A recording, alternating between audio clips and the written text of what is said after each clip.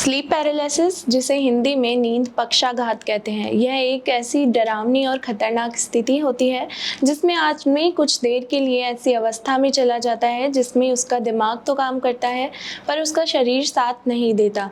आसान शब्दों में कहूँ तो इस स्थिति में इंसान ना तो पूरी तरह से जागा हुआ होता है और ना ही पूरी तरह से नींद में सोया हुआ। इस दौरान इंसान चाहे कितनी भी कोशिश क्यों ना कर ले, पर वो चाहकर भी किसी की मदद लेने के लिए नहीं बुला पाता, क्योंकि इस स्थिति में उसके शरीर के दिमाग का तो हिस्सा जागता है पर शरीर पूरी तरह से शून्य की स्थिति में बना रहता है। इस अवस्था में इंसान अपना दिमाग जागृत होने के कारण सब कुछ समझ पाता है, यहाँ तक कि उसके साथ जो भी घटनाक्रम हो रहा है वह उसे महसूस भी कर पाता है, पर किसी से भी अपना अनुभव साझा नहीं कर पाता। वो किसी को भी अपनी समस्या खत्म करने के लिए नहीं बोल पाता, यहाँ तक कि वह अपनी परेशानी समझा भी नहीं पाता। आजकल की भागदौड़ भरी जिंदगी में यह समस्या से बचने के लिए आदमी को योग और मेडिटेशन के अलावा कुछ देर अकेले में ध्यान करना ज़रूरी है, ताकि वह अपने सेंसेस को कंट्रोल रख सके और मन को शांति दे सके।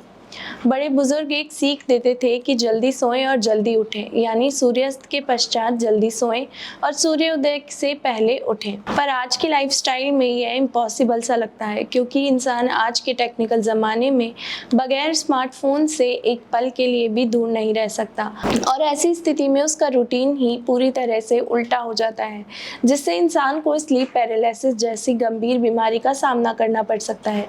स्लीप पैरालिसिस कितनी गंभीर बीमारी है ये तो आप समझ ही गए होंगे। अगर आप भी इस बीमारी से परेशान हैं तो आपको इससे घबराने की ज़रूरत नहीं है। इसका इलाज संभव है। पहले आप एक्सपर्ट से मिल लें और उनसे उचित इलाज लें। स्लीप पैरालिसिस को लेकर अंधविश्वास भी है कि सोते समय हमारे आसपास भूत प्रेत आत्माओं का साया होता है, लेकिन आपको किसी भी अंधविश्वास में पड़ने की ज़रूरत नहीं है। स्लीप पैरालिसिस नींद के दौरान ही होती है और यह एक मानसिक रोग है जो कि इंसान को अंदर से डरा कर रख देती है।